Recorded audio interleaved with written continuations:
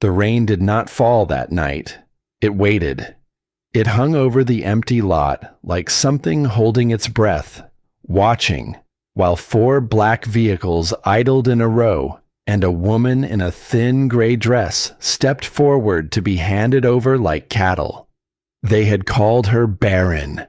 They had called her broken. They had signed the papers and named their price, and now they stood in the cold to collect it, certain they had thrown away something worthless. Then the air itself changed. A pressure dropped over the lot, so heavy that grown wolves fell to their knees. A door opened. A boot met the wet pavement, and the man who rose from the shadows did not look at the ones who had sold her. He looked only at her, and in that single moment, everything they thought they knew about worthlessness was about to burn to the ground. The rain did not fall that night. It waited. It hung in the air over the boardroom like something holding its breath, thick and gray, pressing against the tall windows as if it wanted to come inside and witness what was about to happen. Willow Hayes sat in the center of the room. One chair, no table in front of her, nothing to hide behind. They had arranged it that way on purpose. She kept her chin up. She had learned how to do that over 3 long years.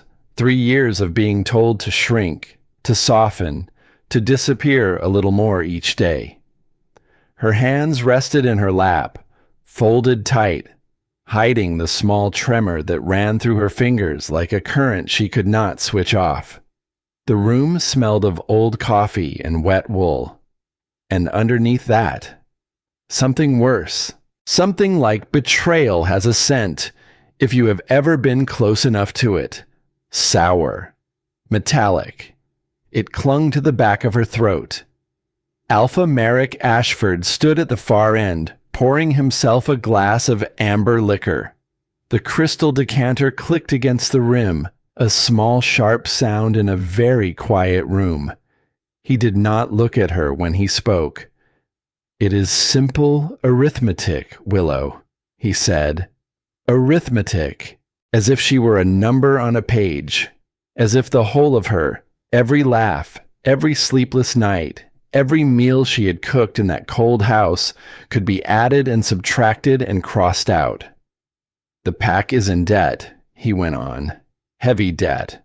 And we are short." She let the silence stretch. Then she spoke, and her voice did not shake, even though everything inside her did. "Short on what?" Merrick finally turned. His eyes were the color of river stone, flat and gray and entirely without warmth. "On assets," he said. "Liquid assets." The word landed in her chest like a stone dropped into still water. Liquid assets. That was what she was to him now. Not a daughter-in-law, not a wife, not even a person. A thing that could be sold. By the window stood the man she had once loved, Cole Ashford, her mate, or he had been, in whatever hollow way the word could still be used. He had his back to her. His shoulders were slumped, curved inward like a boy who had already been beaten and had decided not to fight back. His hair, that sandy hair she used to run her fingers through in the dark, caught the gray light from the glass. He would not turn around. "You are barren, Willow," he said to the window. His voice was thin, rehearsed. The doctor confirmed it. 3 years, no pups. A Luna who cannot give the pack children as a... He stopped. "Say it," she said softly. He did not. So she said it for him. A liability. The word tasted like rust. On the table nearby lay a folder. Her medical records, they called them. Pages she had never once been allowed to read for herself, only summarized to her by a man who smelled always of antiseptic and peppermint, as if the mint could cover the lie underneath. She was 24 years old. She was healthy. She could feel it in her bones, in the strange, restless thing that lived beneath her ribs and never quite went quiet, no matter how tired they made her. And still they had told her, again and again, that she was broken. Marek slid a single sheet of paper across the long table. It came to a stop just at the edge, near her knees. A severance of bond. A legal ending of everything she had built. At the bottom, in ink already dry, was Cole's signature. She looked at it for a long moment. "You signed it," she said. He turned then, just enough for her to see the side of his face. His eyes were red-rimmed. There was something like grief there, but grief for himself, not for her. She knew the difference now. She had learned it the hard way. "My father made a deal," Cole whispered, "with the Northern Territory. Their daughter, Vivian. Her family has the capital we need, but I have to be free to marry her." The name moved through Willow like cold water. Vivian Crane. The woman who had smiled at her across a dozen crowded rooms, who had looked at Willow's flat stomach and let her lips curl. So this was the shape of it. They were not only selling her to pay a debt, they were selling her to make room. Willow stood. The chair scraped hard against the floor, and the sound cut through the room like a blade. Marek did not flinch. Cole did. "You have no one," Marek said, and there was almost pity in it, which was somehow worse than cruelty. "Your parents are gone. You have no pack to run to. This is mercy, Willow. The buyers will feed you, house you. You will simply be unseen, which is all a Barren wolf can hope for." She looked at the two of them, at the man who had once whispered promises into her hair, at the man who had raised him to be this hollow, and she felt something inside her that had been sleeping for 3 long years begin, very slowly, to stir. "I will not pack a bag," she said. Cole blinked. "Willow, if you are selling me," she said, and her voice had gone very quiet, very steady, "then you are selling me exactly as I am. I want nothing from this house, nothing from you." She walked toward the door. At the threshold, she paused, her hand resting on the cold brass of the handle. She did not turn around. "You think I am the weak one, Cole," she said. "You put a price on me tonight. Remember that number." A breath. "Because one day, I am going to be the one holding the receipt." And she opened the door and walked out into the gray. The handoff happened at the edge of everything. An empty lot, far from the warmth of packlands, cracked pavement, weeds pushing up through the seams, the kind of place chosen precisely because no one would ever look. The rain had finally started. Not a downpour, a thin, cold sleet that bit at her bare arms. She wore only a plain gray dress and a thin cardigan. She had refused the coat. If they wanted to sell her cold, they could look at her cold. 4 black vehicles idled in a row, engines low and purring, headlights cutting through the drizzle. On each door, a small emblem. A wolf's head, crowned in thorns. The buyers. A man in a dark tactical suit stepped out, a clipboard in his gloved hand. He did not look like a wolf. He looked like a weapon that had learned to wear a suit. "The female," he said. Not a question. "That is her," Marek answered from behind her. Cole had not come. Of course he had not. He could not even stomach the sight of the thing he had done. Willow stepped forward. Gravel crunched under her worn flats. She reached for the handle of the second vehicle, and then the air changed. It was not the weather. It was pressure, sudden and enormous, dropping over the lot like a wave. The two enforcers behind Marek dropped to their knees with a strangled sound. Marek himself staggered, one hand flying to his chest, gasping. The rear door of the largest vehicle opened. A boot met the wet pavement. Then another. The man who rose from that car was vast. He stood far taller than any wolf she had ever seen, wide through the shoulders, wearing a dark suit that seemed to strain against the sheer size of him. He wore no coat either. The sleet touched him and seemed to vanish, as if even the cold knew better. His hair was black. His face was severe, marked with a faint scar along one cheek, and beautiful in a way that made her forget, for one full second, to be afraid. He did not look at Marek. He did not look at his own soldiers. He walked straight to her.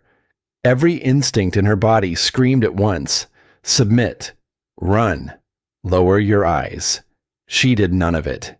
She could not move at all. He stopped only inches away, and he leaned in, and he breathed her in slowly, near the curve of her neck.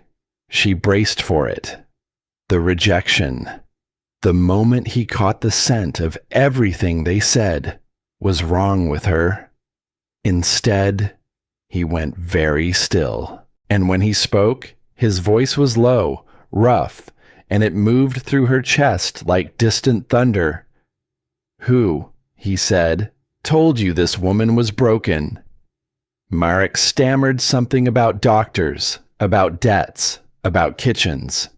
The stranger did not seem to hear him. His golden eyes stayed fixed on Willow, and in them, for the first time in 3 years, she saw something she had almost forgotten existed. She saw herself being seen. The drive took hours. Willow spent all of it wrapped in a blanket softer than anything she had ever touched, watching the man across from her pretend to work. He had a screen open on his knee. His eyes moved over it, slow and steady. But every time she shifted, every time she breathed too sharply, those eyes flicked to her, just for a moment, possessive, measuring.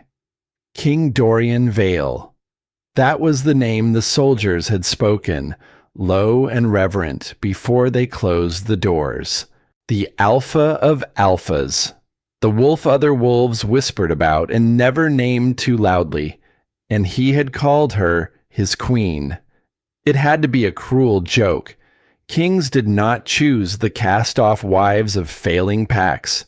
Men like this did not look at women like her, not the way he was looking at her now.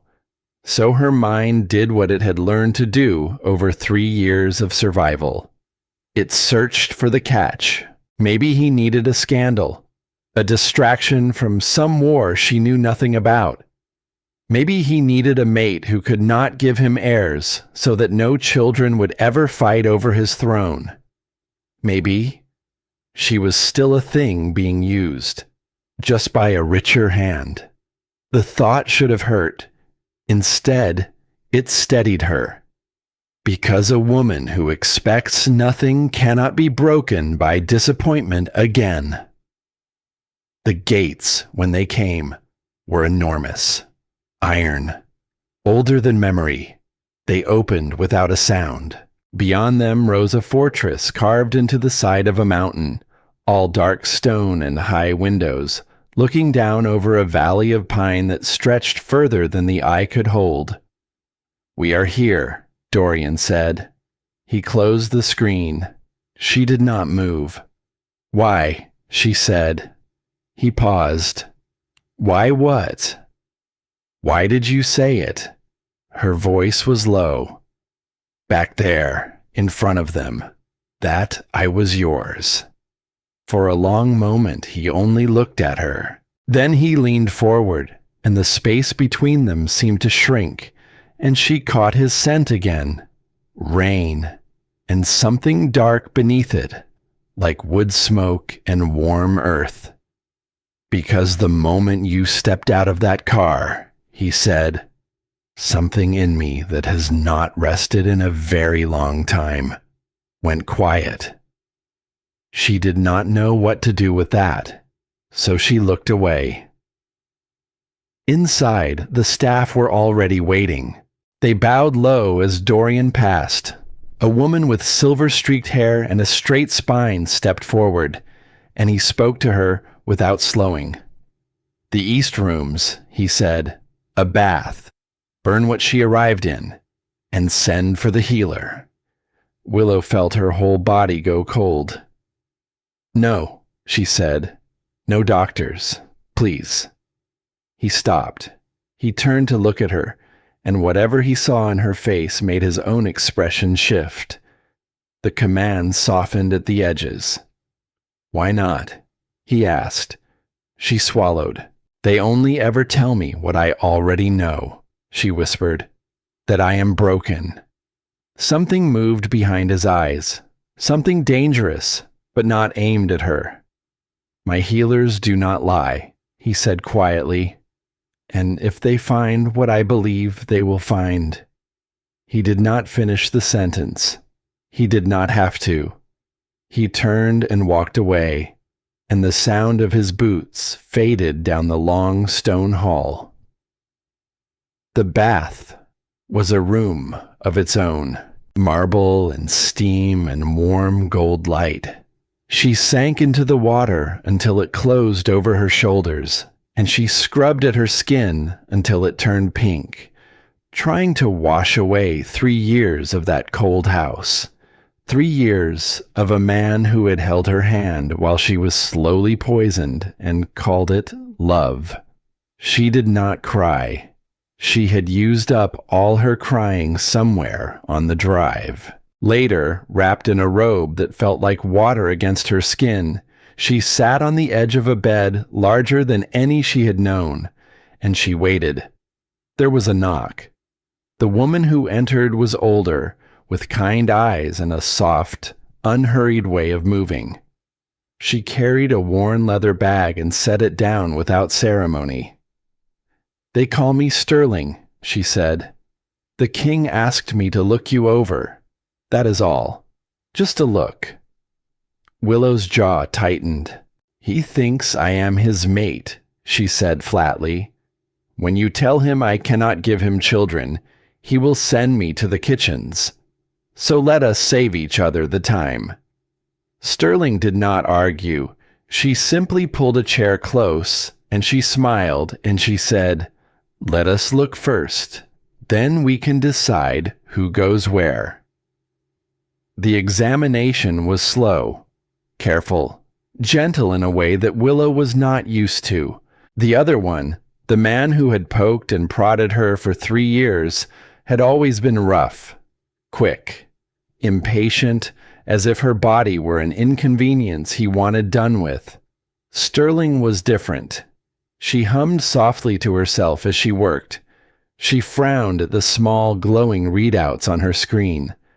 She went back over the same numbers twice, then a third time, and the frown deepened each time. After a long while, she sat back. She took off her glasses and she folded them slowly, and she looked at Willow with an expression that made the room go very still. How long? Sterling asked quietly. Were you seeing that other doctor? 3 years, Willow said. Since the month after the wedding. And did he give you injections? Sterling's voice was careful. For vitamins, perhaps. Or fertility. Willow's stomach turned to ice. Once a week, she whispered. He said my levels were low. He said it would help. Sterling was quiet for a moment. Then she turned the screen around so Willow could see it. There was a jagged red line running across it, sharp and angry. Your levels, Sterling said, are not low. They would be perfectly, beautifully normal, if not for this. Her finger touched the red line. This is a reading of what is in your blood, child. and your blood is full of concentrated wolfsbane. And something else, a synthetic thing, made to suppress. Willow could not breathe. What? She managed. You are not Barren. Sterling's voice had gone very soft, and underneath the softness, something had begun to burn. You never were. For 3 years, someone has been dosing you with a poison meant to keep your wolf asleep, to keep your body from ever carrying a child, to keep you weak. The room tilted. Cole. Cole had driven her to every single appointment. Cole had held her hand while the needle went in. Cole had watched her grow paler, quieter, smaller, month after month, and he had said nothing. They did not want children, Willow whispered. The truth was rising in her like floodwater. They never wanted, because of your blood. The voice came from the doorway, deep, low, certain. Dorian stood there, filling the frame of the door, a folder in one large hand. He had changed into something dark and simple, and the sight of him should not have steadied her, and yet it did. He came into the room without waiting to be asked. My people looked into your family, he said, into who you came from. My parents were no one, Willow said. Her voice had gone hollow. They died when I was small. There was nothing to find. Your parents, Dorian said, were alphas of a line that others feared. A rare one. The kind of blood that surfaces perhaps once in 100 years. He crouched down in front of her, so that his golden eyes were level with hers. The white wolf, he said, it sleeps in you, and any child you carried would have been stronger than the man who married you, stronger than the one who raised him, strong enough to swallow their whole weak line whole. He set the folder aside. So they poisoned you, he said, and every word came out low and hard. They kept you manageable. They drained you of everything you were worth to them. And when there was nothing left to take, he did not finish. They sold me, Willow whispered. She looked down at her hands. The trembling had stopped. She had spent 3 years shaking, 3 years cold, 3 years believing the fault lived inside her own body, that she was the thing that had failed. And now, in its place, something new was settling into her chest, something cold and clear and very, very steady. She was not broken. She had been betrayed, slowly, deliberately, by the man who slept beside her, by the family who smiled at her across the table. Can it be undone? She asked. Sterling nodded slowly. With the right treatment and time, the poison will leave you. Your wolf will wake. And yes, in time, you will be able to carry a child, if you wish it. Willow rose to her feet. She crossed to the tall mirror on the far wall, and she looked at the woman standing in it, pale, thin, worn down to the edges. But her eyes, which had always been a plain and forgettable brown, were beginning to hold something else, a faint shimmer of violet deep in the center, like the first light before a storm. I do not want to serve in anyone's kitchen, she said to her own reflection. Behind her, Dorian rose. He came to stand behind her, and his reflection swallowed hers, dark and vast. And yet, he did not touch her. He simply stood there, close enough that she could feel the warmth of him at her back. You will not, he said. That night, the fever came. Sterling had warned her. Waking a wolf that had been drugged into silence for 3 years was not gentle work. The body remembers its poison.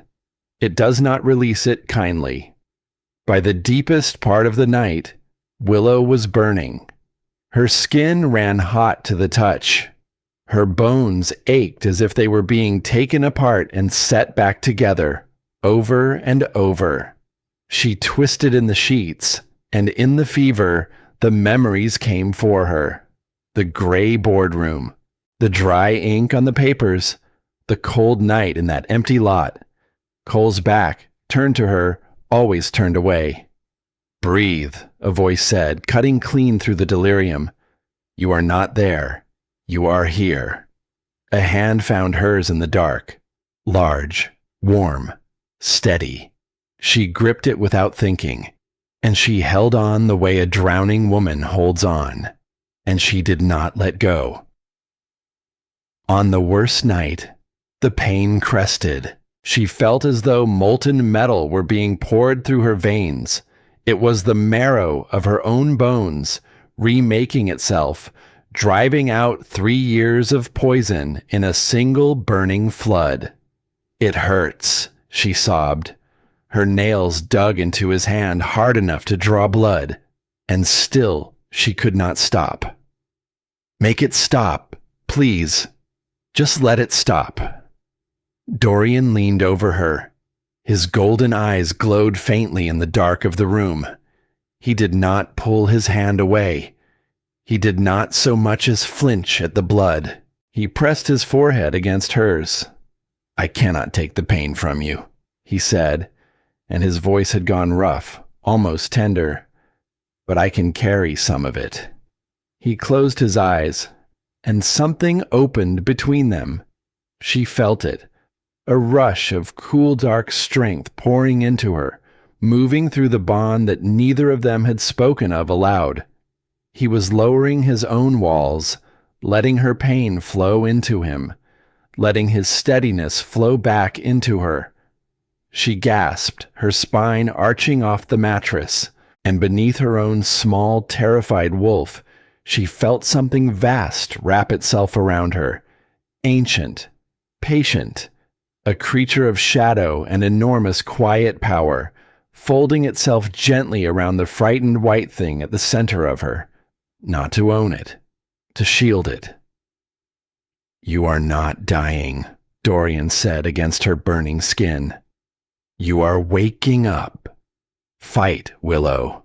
Fight for the life they tried to take from you." And with his strength moving through her, the fire became something she could bear. The fever broke an hour before dawn. She woke to light, pale gold, spilling through heavy curtains, laid across the floor in long, soft bars.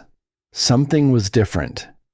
The fog that had lived behind her eyes for 3 years, the dull gray weight she had thought was simply who she was now, was gone.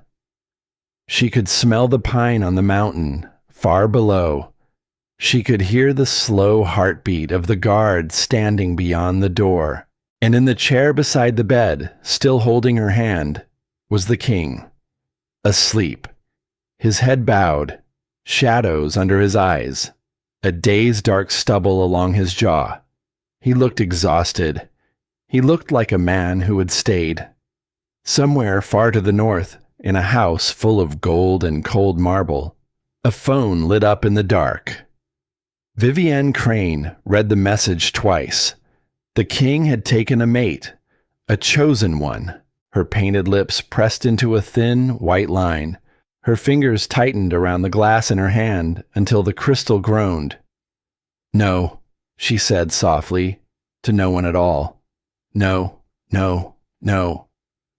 Whatever had been sold in that empty lot was not staying sold, and she would see to that herself. The healing did not happen all at once. That was the first thing Willow learned in those slow, strange days that followed. Waking up was not a single moment. It was 100 small ones. It was the way food began to taste like something again. It was the way she caught her own reflection in a window one morning and did not look away in shame.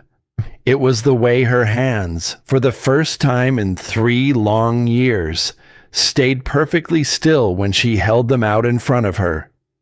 The poison left her body slowly, but the thing they had done to her mind, that was going to take much longer. She did not sleep well those first nights, not from fever. That had broken. It was something older, a habit worn so deep into her that it had become part of her bones. The habit of lying awake and bracing for the next unkind word, of listening for footsteps in the hall and trying, in the dark, to guess what mood they carried before the door ever opened. There were no unkind words here, and somehow that was harder to sit with than cruelty had ever been, because cruelty, she understood. She had built an entire self around surviving it. She knew its rhythms. She knew how to make herself small, how to fold inward, how to become so quiet and so useful that the storm might pass over her head. Kindness, she had no map for it all. When a servant brought her a warm meal and did not sneer, she flinched, waiting for the trick. When Sterling checked on her and spoke to her gently, she braced, waiting for the moment the softness turned into a bill she would have to pay. It never came, and every day that it did not come, something in her shifted, one grain at a time. Dorian did not crowd her. That surprised her most of all. She had expected a king who had claimed her in front of an entire pack to behave like a man who had bought something, to watch her, to hover, to remind her, in 100 quiet ways, of the debt she now carried. He did none of that. He gave her room the way you give room to a wounded animal. Not distant, not cold, only patient. He would appear at the edges of her days, and then he would step back. He asked nothing of her. He demanded nothing. He simply let her be. And in that space, without anyone telling her what she was or what she was worth, Willow began, slowly, to find the pieces of a woman she had almost forgotten. The first real sign came in the long gallery. Tall windows down one wall, portraits down the other, generations of them, dark and stern, watching her pass. A young servant was there, arranging flowers in a heavy stone vase. She startled when she saw Willow and dipped her head and began at once to stammer an apology for being in the way. And Willow felt it, the old pull, the instinct to apologize back, to make herself smaller, to hurry past, sorry to have been seen, sorry to be breathing the same air. For 3 years, that had been her whole shape. A woman always apologizing for the space she took up. But something new was moving in her now. She stopped. "You are not in the way," she said gently. The girl looked up, uncertain, as if she did not quite believe it. "They are beautiful," Willow went on, nodding at the flowers. "You have a good eye." And she watched the change move across the girl's face, watched her stand a little straighter, watched a small, shy pride bloom in her, just from being seen, just from being spoken to as though she mattered. Willow walked on down the gallery, and she thought, how strange that it had taken 3 years to make her forget she was allowed to exist in a room, and how quickly, in a single kind sentence, she was beginning to remember. The remembering did not stop there. It came back a few evenings later, at Sterling's side. The old healer had suggested a change to her treatment, something small, and Willow had felt, deep in her body, that it was wrong, that her body wanted something else. For 3 years, she would have swallowed it, nodded, gone along, because going along was safer than being seen to disagree. But this time, she spoke softly, but she spoke. "No," she said. "I do not think that is right. I think my body needs the other thing." And she braced for the flash of impatience, the tightening of a mouth, the cold reminder that she was in no position to argue. It did not come. Sterling only looked at her for a long moment, and then she smiled, a slow, warm, knowing smile. "There she is," the old healer said quietly. "There she is." Willow carried those 3 words around for days, like something warm held against her chest, because they were not about obedience or usefulness or being convenient. They were about her, the person, coming back. He found her in the library on the 3rd such day. She had not heard him enter. Her senses were sharp now, sharper than they had ever been, but he could still move without a sound when he chose to. She stood at the window, a book forgotten in her hand, watching the pines bend under a rising wind. "You look better," Dorian said. She did not turn right away. "I feel like a stranger to myself," she admitted. "Every morning I wake up and there is a little more of me than there was the day before, and I do not always know what to do with the parts that come back." He came to stand near her, not too close. He had learned her edges by now. "What came back today?" he asked. She thought about it. "My voice," she said quietly. "A little of it. I told the healer she was wrong about something. And she was not angry. She was pleased." A small, disbelieving breath. "I had forgotten a person could be pleased with me for saying no." Dorian was silent for a moment. Then he said, "That is not a small thing. That is the whole thing." She turned to look at him. "The things they take from us first," he said, "are never the loud ones. They take the quiet ones, the certainty, the simple sense that you are allowed to want something. And once those are gone, the rest falls on its own. A person who does not believe they are allowed to want anything is very easy to sell." The word landed hard between them. Sell. But it did not knock her down the way it once would have. "Who took yours?" she asked him.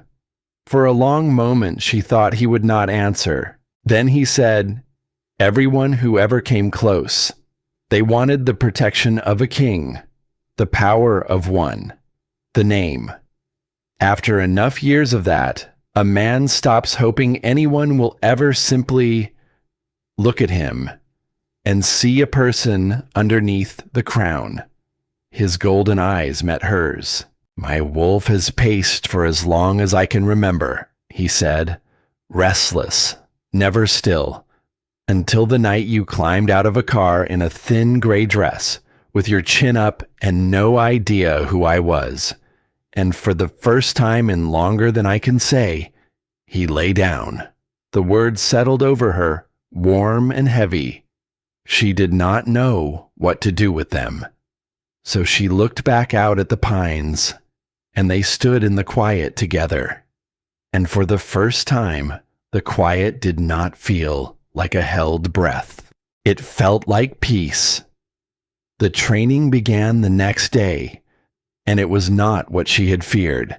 She had braced herself for impatience, for that particular tone from her old life, the one that made a woman feel slow and clumsy and always in the way.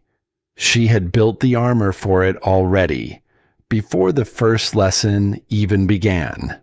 She did not need the armor. "Your body already knows more than you think," Dorian told her in the wide, empty room they used. "It has only been told to forget.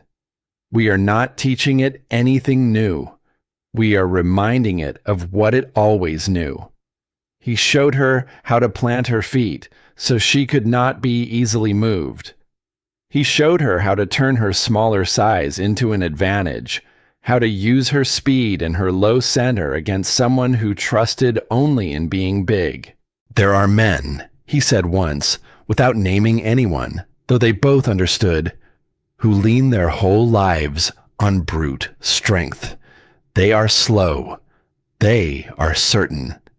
And that certainty is the crack you drive the blade into. You will never beat a man like that by being stronger. You beat him by being faster, smarter, by waiting for the exact moment he is sure he has already won." Willow threw the strike again.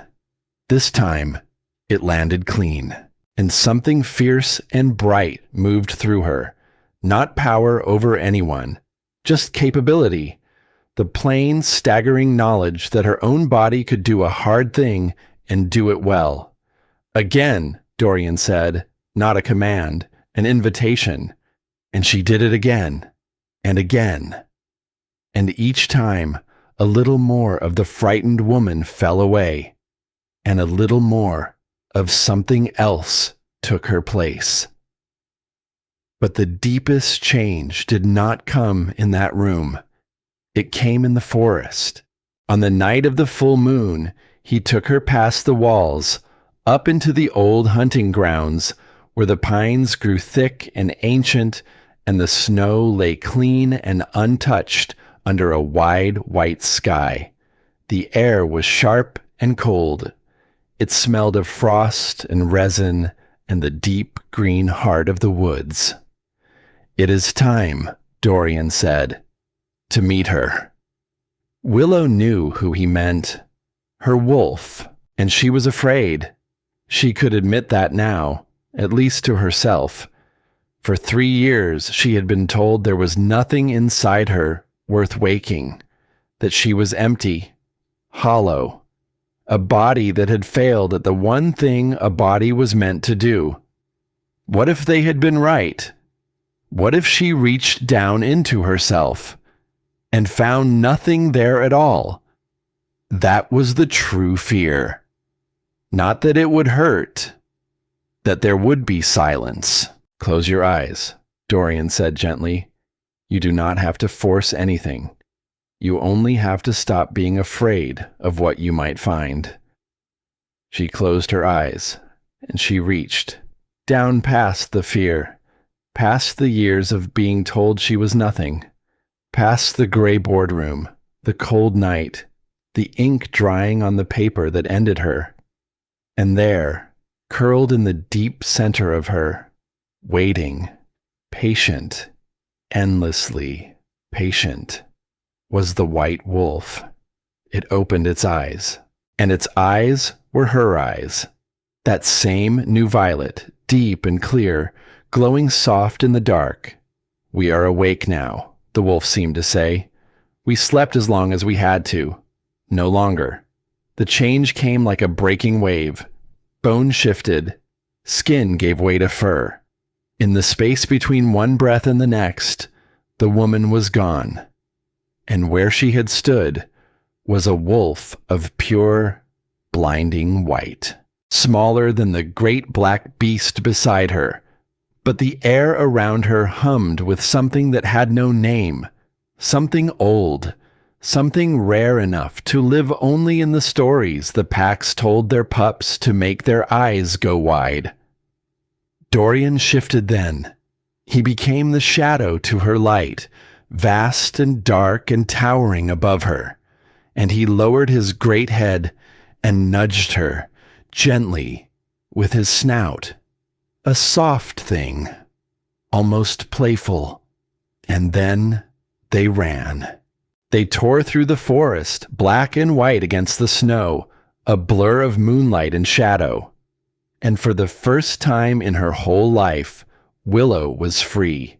Not the barren wife, not the liability, not the asset to be counted and crossed off a page. She was fast. She was fierce. She was strong. She was every single thing they had spent 3 years insisting she was not. She ran until her lungs burned sweet and her heart thundered, and the whole cold, beautiful world opened up around her like a door she had never known was there. She was not empty. She had never been empty. She had only been sleeping.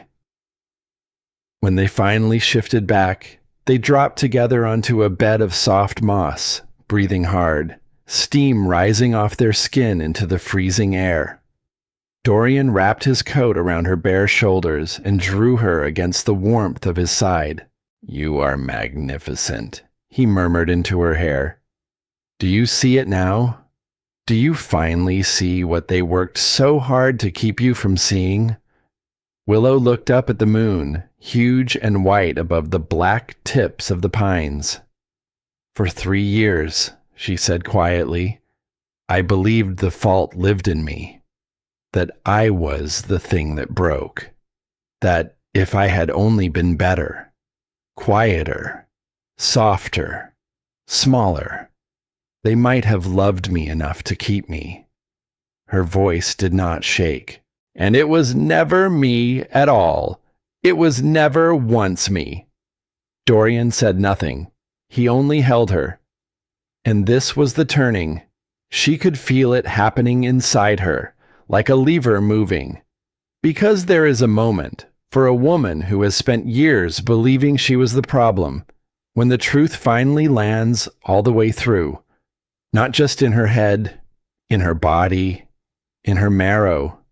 The moment she understands that she was never broken, that she was buried. And Willow felt that moment arrive under the cold white moon, and she knew she would never be able to unknow it. "I do not just want to be safe," she said, and now there was iron in her voice, low and clear. "Being safe is not enough. Not after everything they took. A person can be safe and still be invisible. And I have been invisible long enough." She turned to look at him. "I want them to know," she said. "I want them to stand in a room full of every alpha they have ever bowed to and understand exactly what they threw away." Dorian was quiet for a long moment. Then he told her. "In 3 weeks," he said, "there is a gathering. The winter gathering. Every alpha in the region is required to come, to renew their loyalty, to bow to the crown. There is no excuse that excuses them from it." Willow's heart went very still. "Will they be there?" she asked. She did not have to say who. "They have no choice," Dorian said, and a slow, cold smile touched the corner of his mouth. "He will be there, and she will be on his arm, wearing whatever ring they bought with your name." Willow looked back at the moon. 3 weeks. "Then heal me," she said. "Train me. Teach me to walk into that room like I was born to stand at its center." She drew a slow breath. "And when I do not want them to see the woman they threw away. I want them to see the thing they were truly afraid of, the thing they poisoned for 3 years because they knew, deep down, that if she ever woke up, she would be more than all of them put together." Her violet eyes flared soft in the dark. "I am going to wake all the way up," she said, "and then I am going to walk in through that door." But 3 weeks is a long time, and she was not the only one making plans in the dark. Far to the north, in a cold house full of gold, Vivian Crane paced. She had not slept well in days. The word had reached her, as words like that always do. The king had taken a chosen mate, and the splinter of it had lodged under her skin and begun, quietly, to fester. A chosen mate. Vivienne had spent years placing herself exactly where she needed to be, smiling at the right tables, charming the right people. She had earned the Ashford ring, not through anything as foolish as love. She had no illusions about love, but through patience and calculation. Because the Ashford alliance was meant to be her ladder up and out. And now some cast-off, some nobody the Ashfords had all but thrown away, was to be called a queen. It did not make sense. Unless Vivian stopped pacing. Unless the barren wife had never been barren at all. She thought back to all the small, strange things she had half noticed and never questioned, to how careful the Ashfords had always been about that woman's health, to the doctor who was always, always nearby, to the way old Marek had watched his daughter-in-law the way a man watches something he is afraid might wake. A slow, cold understanding crept over her. They had been hiding something, and whatever it was, it had been worth a crown all along. She picked up her phone. She made a call, then another. She reached towards certain people in her father's world, the kind who moved money without noise, who owed favors, who asked no questions, and left no trace. Because if the king believed this was finished, if the Ashfords believed their little problem was safely healed and pampered and out of reach behind mountain walls, then not one of them understood who they were dealing with. Whatever she is now, Vivian said softly into the dark, she can still bleed. She set the phone down, and she smiled. Back in the mountains, Willow slept. For the first time in 3 years, she slept without bracing, without listening for footsteps, without dreading the first gray light of morning.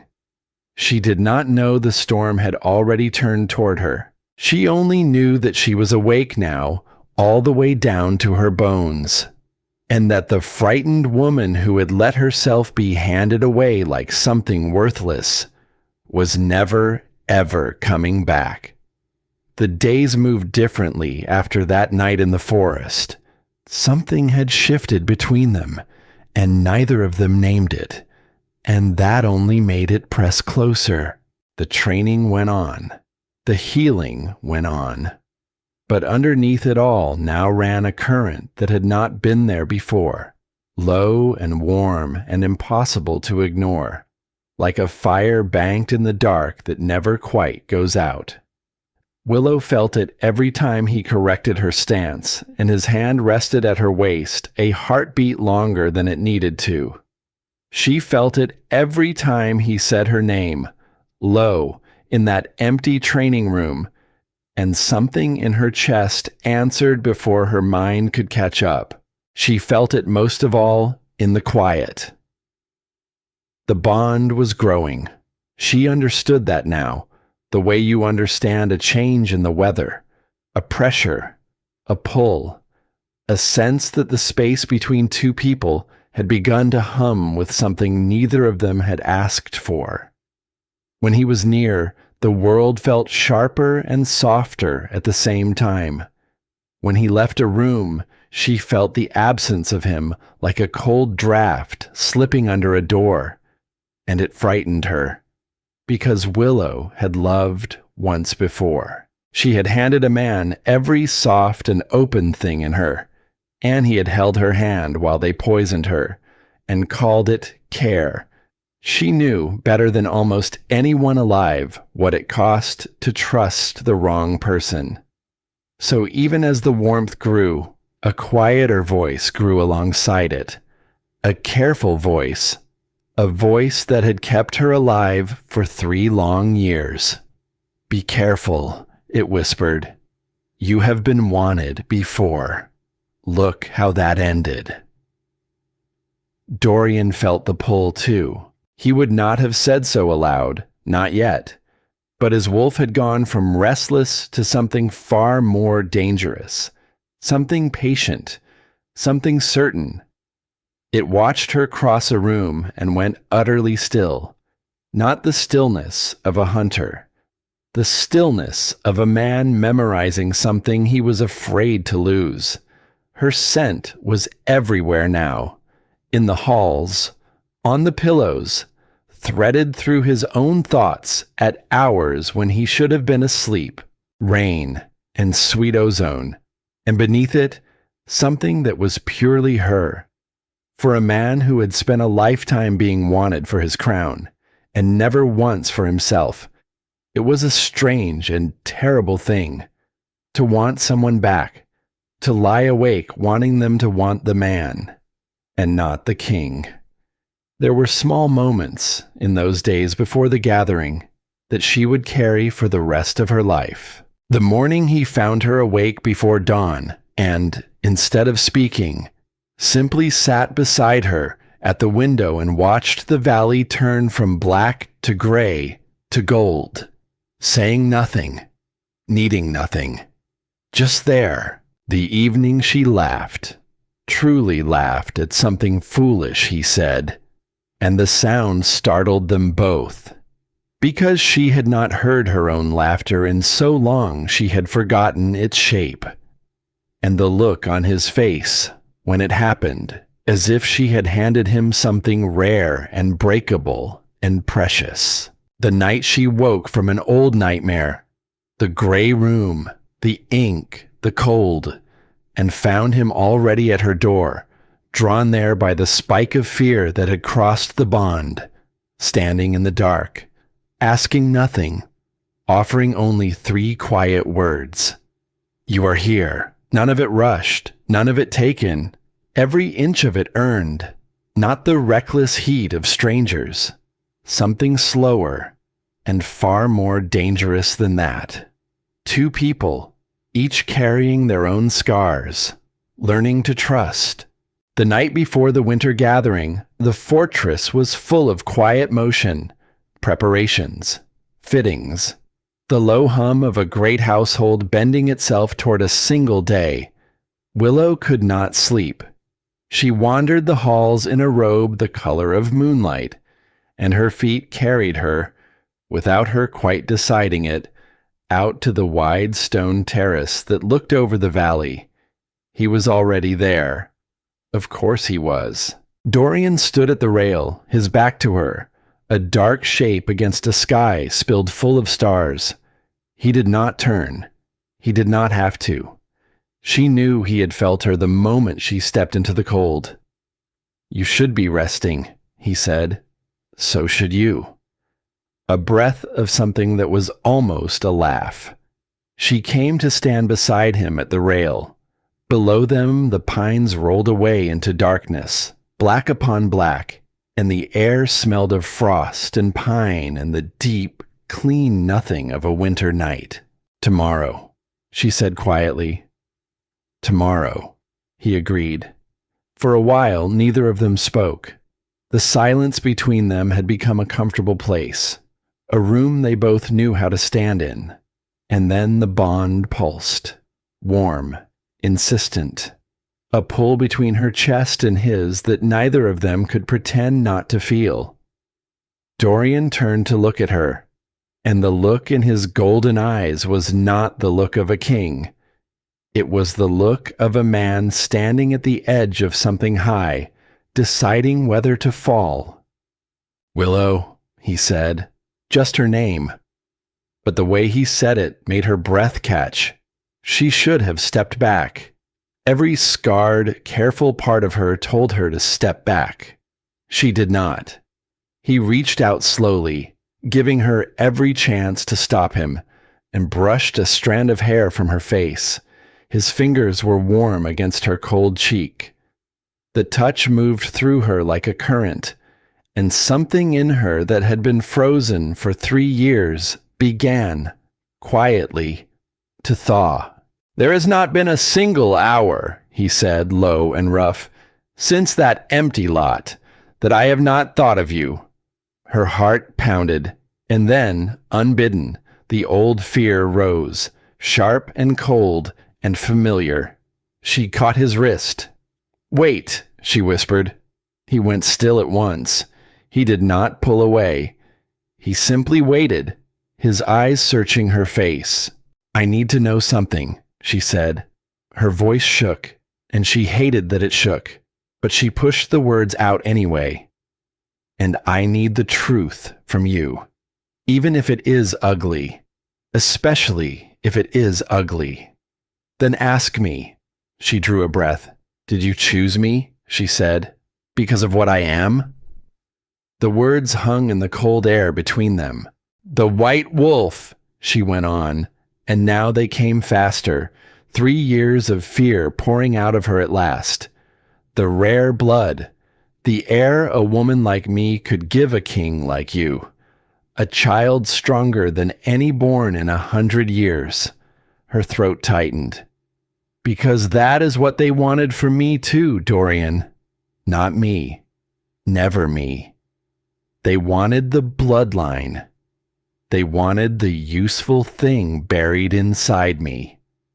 And when they had finished being afraid of it, they sold the rest of me in the cold." Her eyes shone in the starlight. "So tell me the truth. Am I a woman to you, or am I a crown you are trying to keep on your own head? Because I would rather stand alone in the cold for the rest of my life than be wanted for my usefulness by one more man." The silence that followed was terrible. She had said it. She had reached into the deepest, most frightened place in herself and laid it open, and now she had to stand here and watch what he did with it. Dorian did not answer right away, and for one long, awful moment, she thought his silence was the answer. But then he did something she did not expect. He let go of her. He stepped back. He put real space between them. He ran a hand down his face, and when he spoke, his voice was not smooth or certain at all. It was rough, cracked open, honest in a way that men who wear crowns are almost never allowed to be. "I will not lie to you," he said. "You asked for the truth, and you have earned it. So here it is, all of it." He met her eyes. "When you climbed out of that car, I did not know your name. I did not know your history. I knew only what my wolf knew, that you were mine, that my whole restless life went still the instant your scent reached me." Willow's chest tightened. "So yes," he said. "In the beginning, it was instinct. It was the bond. It was the thing in my blood, recognizing the thing in yours.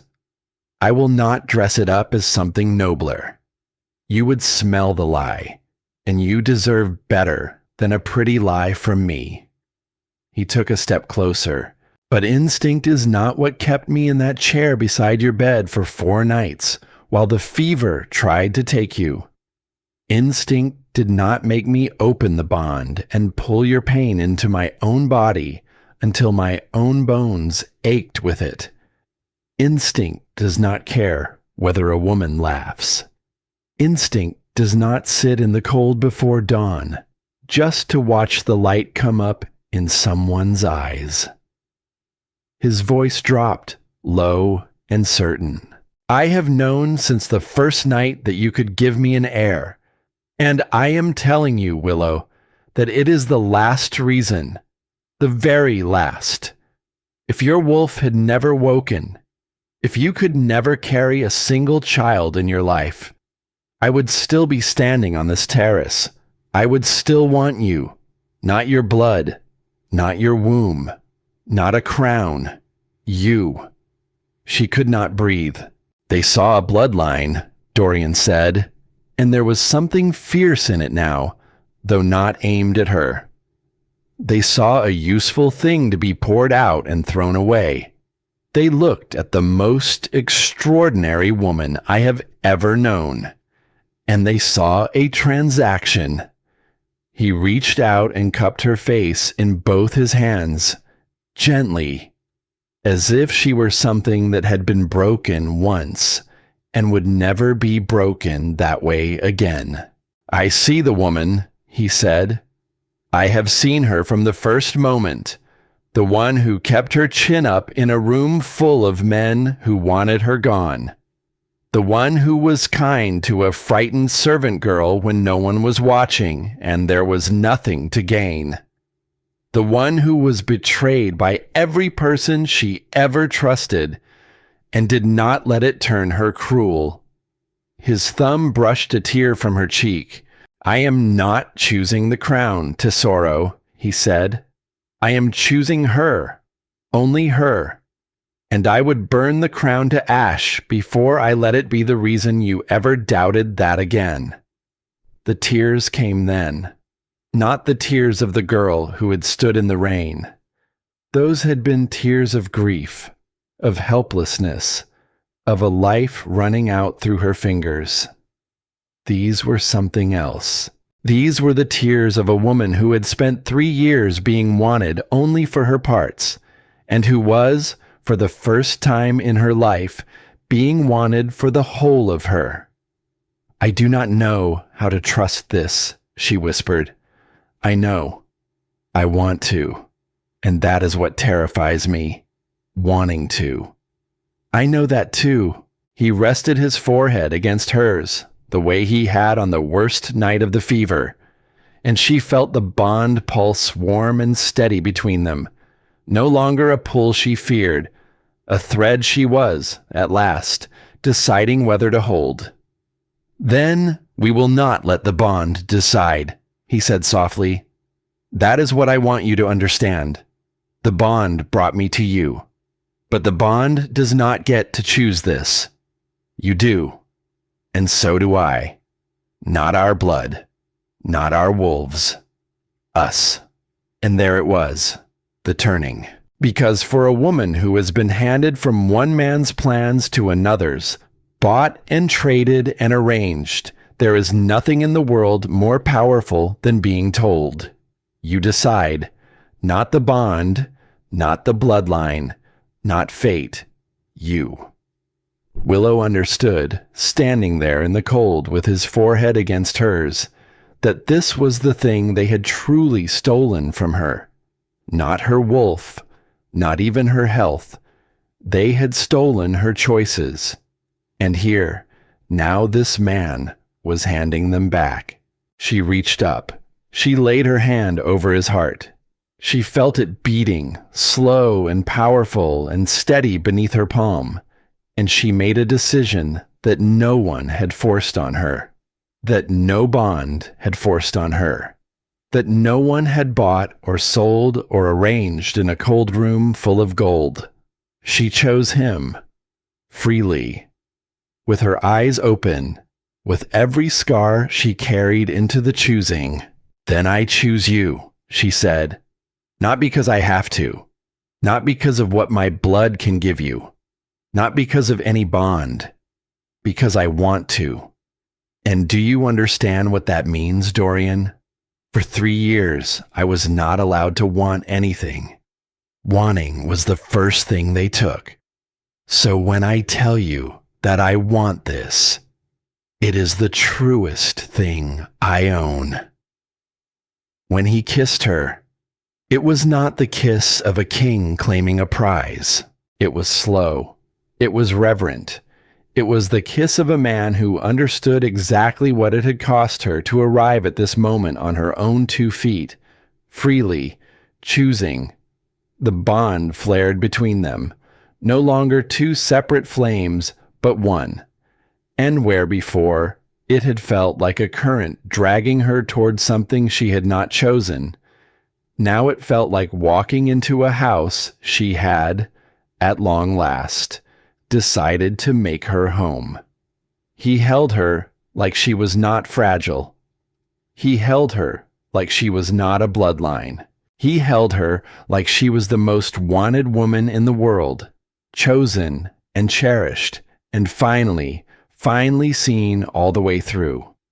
And Willow, who had spent 3 years being wanted for everything except herself, let herself be held, not because she was weak, because she was, at last, strong enough to. Later, wrapped against the cold with the last stars fading toward morning, she felt something she had not felt in longer than she could remember. Not safety. She had felt safe here for weeks, something deeper than safety. She felt like a person again, whole, chosen, real. Tomorrow they will see a queen, Dorian murmured into her hair. No, Willow said softly, and there was a new steadiness in her voice, a steadiness that came not from him, but from somewhere deep inside herself that she had rebuilt with her own hands. Tomorrow they will see a woman they tried to erase, she said, and they will learn, every one of them, that you cannot erase what was never broken to begin with. She looked up at the fading stars. They tried to make me disappear, she said, and I am still here. They told me I was worthless. And now I know exactly what I am worth, and it is not a number they get to set anymore. Her violet eyes caught the first gray light of dawn. Tomorrow, she said, they will know it too. Far to the north, the storm was almost ready. Vivienne Crane stood at her own window, watching that same gray light spread across a colder sky. She had not slept either, but where Willow had spent the night choosing love, choosing herself, choosing at last to want and to be wanted for the whole of who she was.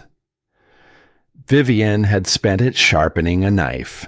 Tomorrow, both women would walk into the same room, and only one of them understood what was truly coming. Morning came gray and cold over the mountain. The gathering was still hours away, but the whole fortress had already begun to move toward it. Servants hurried through the halls. Guards checked their weapons. Somewhere below, the great vehicles were being readied for the drive down into the valley, and Willow sat alone in the quiet of the eastern rooms, turning something over and over in her mind. Not fear. Something harder than fear. A question she did not yet know how to answer. She had thought, all these weeks, that she wanted revenge. She had said it aloud, under the moon, with iron in her voice. She had meant it then. Every word. I want to break them the way they broke me. But somewhere in the long nights of healing, somewhere between the fever and the forest and the choosing, the shape of that want had begun to change. And now, on the morning it might finally come true, she found herself uncertain of what she truly wanted at all. Sterling found her there. The old healer came in without knocking, the way she had earned the right to do, and she set down a cup of something warm and pungent, and she studied Willow's face with those knowing eyes. You are quiet this morning, Sterling said. Quieter than a woman about to walk into the fight of her life ought to be. Willow wrapped her hands around the cup. Can I ask you something? She said. Something I cannot ask him. Sterling lowered herself into the chair across from her. You can ask me anything, child. Willow was silent for a long moment. Then she said, When I walk into that room tonight, I will have the power to end them. Truly end them. Every one of them who took part in it. I could burn their whole line to the ground, and no one would stop me. No one would even blame me. Her voice was very quiet. So why does the thought of it make me feel sick? Sterling did not answer right away. She had been alive a long time. She had seen a great many wolves come back from a great many wounds, and she had learned that the most important questions were not the ones you rushed to answer. Tell me what you are afraid of, she said finally. Willow looked down into the cup. I am afraid, she said slowly, that if I do it, if I let myself become the thing they made me want to be, then they will have taken the last piece of me too, the piece that is still soft, The peace that was kind to a servant girl in a hallway. The peace that did not turn cruel, even when cruelty would have been so easy. She looked up. They took my voice. They took my health. They took 3 years of my life. And I got all of it back. Every piece. I fought for every piece. Her throat tightened. So what have I really won if I hand them the last piece myself? If I let their cruelty finish the work by turning me into them? Sterling was quiet for a long moment, and then she smiled. A slow, sad, proud smile. Do you know, she said, how many wolves I have watched come back from what was done to you? More than I could count. And do you know what happens to most of them? Willow shook her head. They win, Sterling said. They get their revenge. They stand over the ones who hurt them, and they take everything. And for one moment, it feels like justice. She leaned forward. And then they spend the rest of their lives realizing that the ones who hurt them are still living inside their heads, still shaping their choices, still deciding from beyond the grave what kind of person they became. Sterling's voice softened. Cruelty is a kind of poison too, child. Slower than the one they put in your veins, but just as deadly. And you, of all the wolves I have known, you have already survived one poisoning. I would hate to watch you drink a second cup of your own free will. The words settled into Willow like stones into still water. She sat with them for a long time. He came to her later, when the light through the windows had turned from gray to a pale, thin gold. Dorian was dressed for the gathering already, dark and severe and magnificent, but he did not look like a king coming to collect a victory. He looked like a man who had felt something turning through the bond and had come to find its source. Something is troubling you, he said. It was not a question. Willow rose from her chair. She crossed to the window and looked out over the valley, at the pines rolling down toward the place where, in a few hours, everything would change. When we walk into that room tonight, she said, what do you expect to happen? To them. Dorian was quiet a moment. I expect justice, he said. Whatever form you choose for it. They poisoned a mate. They falsified her records. They sold a queen to settle a gambling debt. By every law of every pack, their lives are already forfeit. You have only to say the word, and it is done. I know, Willow said softly. That is what troubles me. She turned to face him. I could kill them tonight, she said. I could stand in front of 500 alphas and burn them where they stand, and it would be legal, and it would be just, and no one would ever question it. She drew a breath. But I keep thinking about the girl who stood in the rain, the one who let herself be sold. And I keep thinking, if I do that, if I let myself become something that burns people alive in front of a crowd, then who am I doing it for? Her? Or the people who made her small enough to want it? Dorian looked at her for a long moment, and something moved across his face. Something like understanding. Something like pride. You are asking, he said slowly, whether vengeance and justice are the same thing. Yes, Willow said, and I think they are not.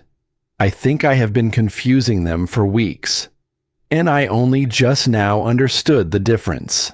She stepped toward him. Vengeance is for me, she said. It is about my pain, my anger. It would feel good for one night, and then it would live in me forever. and I would carry them with me for the rest of my life, the way they wanted me to. Her violet eyes held his. But justice is not about me at all. It is about the truth. It is about making sure that everyone in that room knows exactly what was done and by whom, so that it can never be hidden again, so that no other woman is ever poisoned quietly and sold in the cold because someone decided she was worth less than a debt. Dorian was silent, and then he did something she did not expect.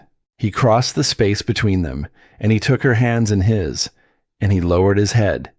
And for a moment, the great and terrible Alpha of Alphas looked almost humbled.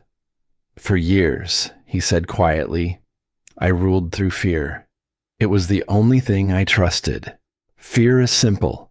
Fear is clean. You break the ones who wrong you, and the rest learn not to try. He looked up at her, and I told myself it was strength. I told myself a king who does not break his enemies is a king who will soon have no throne. His thumb traced the back of her hand. But you are standing here, on the morning you could take everything, and you are choosing not to. Not out of weakness, out of something I do not think I have ever had the courage for. His voice roughened.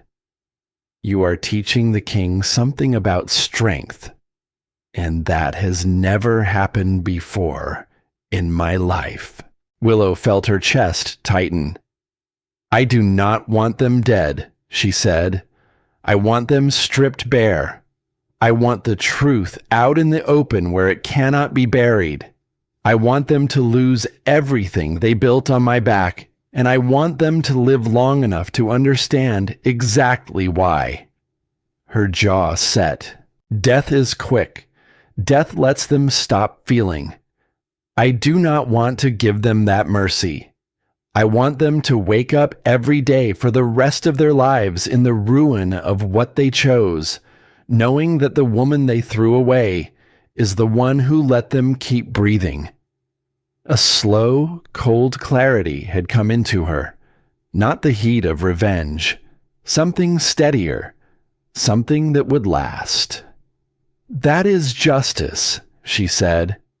The other thing was only their poison, wearing my face. Dorian lifted her hands and pressed his lips to her knuckles. Then that, he said, is what we will do. The hours before the gathering blurred.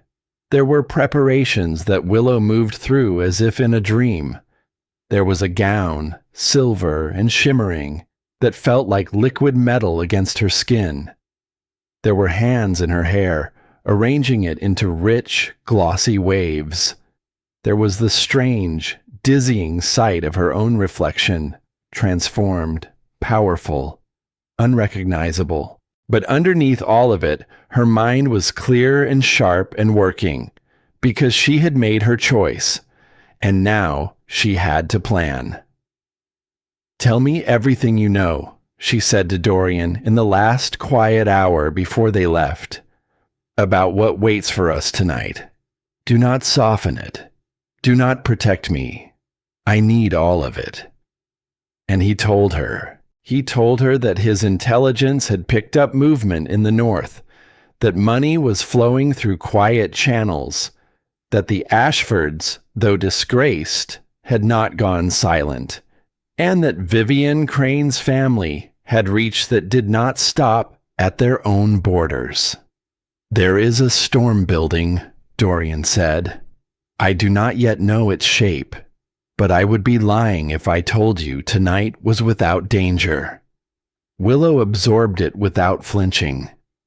And Cole, she said. What of Cole? Dorian's jaw tightened. He has lost his wolf, he said. Since the day he signed you away, something in him has been fading. My people have seen him near the borders, wandering, unwell. He is a rogue now, in all but name. Willow was quiet for a moment. She searched herself for what she felt about that. Grief, perhaps, or satisfaction. She found neither. She found only a strange, distant pity, the way you might pity a stranger you read about, someone whose story had nothing to do with you anymore. He is not a threat, she said. He is not, Dorian agreed. But the mad are unpredictable. Keep him in your mind, but not at its center. The danger tonight wears a woman's face, not his. She practiced then. In the last hour, in a quiet room away from the noise, she reached inside and called on the White Wolf's power, not to shift, to control. She lifted her hand and let the pale energy gather in her palm, violet and gold, humming with a force that made the air itself seem to bend. She had learned these past weeks that it answered to feeling. To fear it flared wild and uncontrolled. To rage it burned too hot. But to certainty, to a clear and steady heart, it moved like water. Precise, obedient, exactly as much as she asked for, and no more. So she made herself calm. She made herself certain. She stood in that quiet room, and she gathered 3 years of pain. And instead of letting it burn, she let it settle into something cold and clear and unbreakable. And the power in her hand steadied with her. When she was ready, she let it fade. She lowered her hand, and she looked at herself one last time in the mirror. The pale, frightened woman in the gray cardigan was gone. So was the wild, wounded creature who had wanted only to burn. What stood in the glass now was something new, a woman who had been broken and had chosen not to break others, a woman who had every reason to become cruel and had decided freely, with her eyes open, to become just instead. That, she understood now, was the real victory. Not the gown, not the crown, not even the power humming in her veins. The victory was that they had done everything they could to make her small and hard and hollow. And she had walked out the other side of it whole. Dorian appeared in the doorway. He was resplendent, dark and crowned, a king in every line of him. But when he looked at her, it was not a king's look at all. "It is time," he said. Willow turned from the mirror. "Then let us go," she said. "And let us make sure that when we leave that room tonight, the truth leaves with us, out in the open, where no one can ever bury it again." She took his arm, and together they walked toward the door, and toward the gathering, and toward the reckoning that had been 3 years in the making, not for revenge, for something that would outlast it. The great hall was built to make wolves feel small. That was its purpose, the vaulted ceiling that vanished into shadow far overhead, the chandeliers, each the size of a small car, throwing fractured diamond light across the crowd, the walls draped in black and gold, and the air thick with expensive perfume and nervous sweat, and the low animal musk of 500 alphas all jockeying quietly for position. The winter gathering was not optional. Every alpha in the region had come to renew their loyalty, to bow to the crown, to be counted, and near the long tables laden with food, holding a glass of something pale and expensive, stood Alpha Merrick Ashford. He looked pleased with himself. Beside him stood his son. Cole Ashford wore a fine dark suit, and he should have looked handsome in it, and instead he looked hollow. His eyes moved around the room without ever settling. His hands would not stay still. Since the day he had signed his wife away in that gray room, something in him had gone quiet. Not angry, not grieving, just gone. as if some essential thing had walked out of him and never come back. His wolf had fallen silent, and a wolf without its wolf is only half a man, wandering the world with a hole where its center used to be. On Cole's arm hung Vivienne Crane. She was beautiful in the practiced, polished way of women who have made beauty their whole profession. A red gown cut low enough to draw eyes. A diamond on her finger that caught the light and threw it around like a small sun. She was smiling, but her smile did not reach her eyes.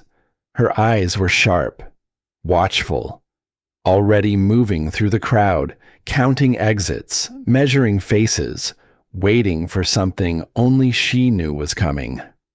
"Stop fidgeting," Marek hissed at his son. "You look guilty." "I heard rumors," Cole muttered. "So?" "They say the king has taken a mate, a chosen one." Vivienne's smile tightened, just slightly. "What does that have to do with us?" she said smoothly. "Focus, darling. Tonight we secure everything. The debt is cleared. The alliance is sealed. Silver Creek rises."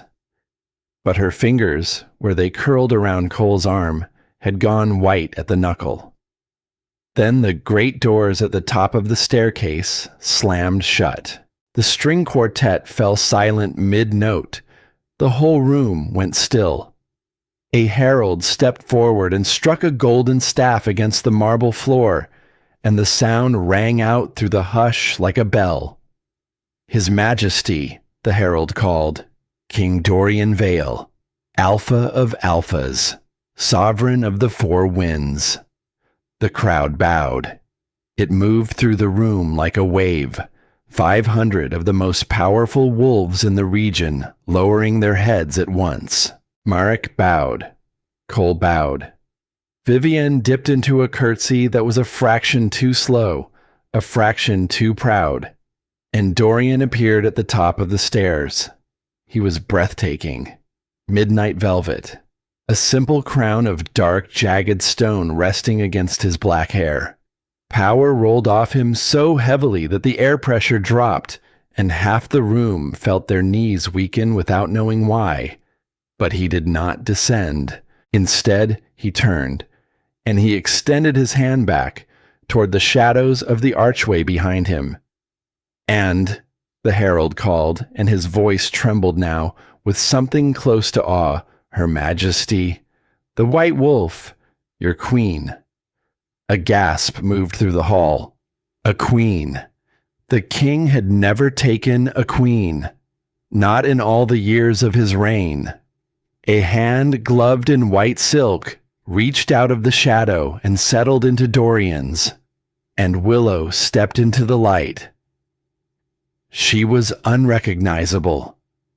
The pale, frightened woman who had stood in the rain was gone. Utterly gone. In her place stood something out of a legend.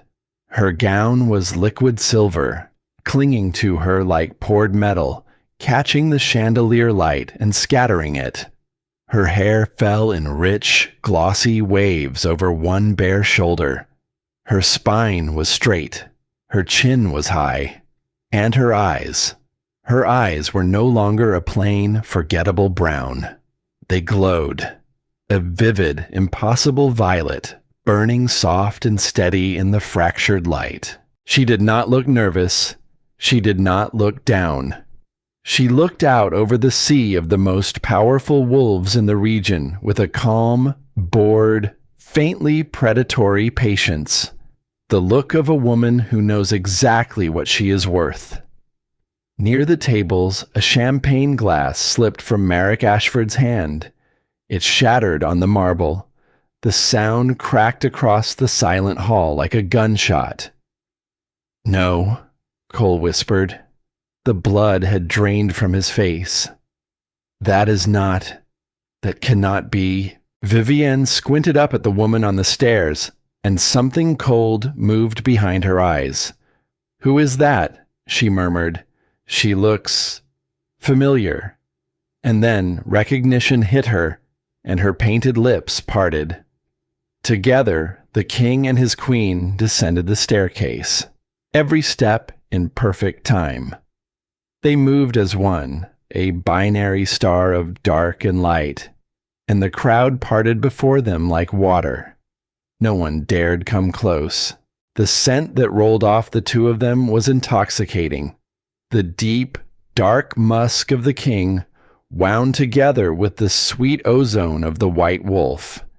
It was the scent of a true bond, a real one, powerful enough to bring grown alphas to the edge of their knees. Willow walked straight into the center of the hall. She stopped, and her glowing violet eyes moved slowly across the crowd until they found the three figures near the tables.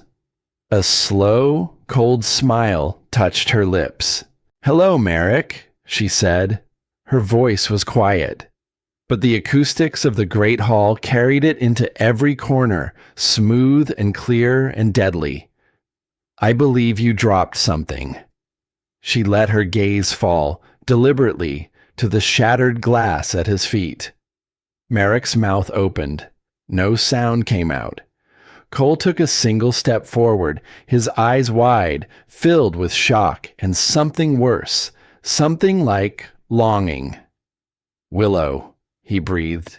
You are the queen?" "Queen Willow," Dorian corrected. He stepped up behind her, one hand coming to rest, light and possessive, at the small of her back. His voice was a low growl that seemed to move through the floor itself. "And you," he said to Cole, "are the fool who sold her to pay a gambling debt." The words landed like a stone through glass. A whisper broke across the room. Sold her. A debt. Sold a Luna. The other alphas turned to look at Merrick Ashford, and their faces began to change, because selling a pack member was low, but selling a Luna, a mate, was something else. It was a crime against the deepest laws of their kind. "We had a deal," Merrick stammered, sweat beading on his forehead. "The debt was paid. Everything was legal." "The debt was paid," Willow agreed. She took a step toward him. "But the books are not balanced yet." And here Vivienne recovered herself, because Vivienne Crane had not clawed her way this far up by freezing when a plan came apart. She stepped forward, chin high, and she did the one thing no one expected. She laughed. "Oh, this is rich," she said, her voice carrying sharp and bright and false. "A pretty story. A cast-off wife in a borrowed crown, playing at being a queen. But let us speak plainly, shall we?"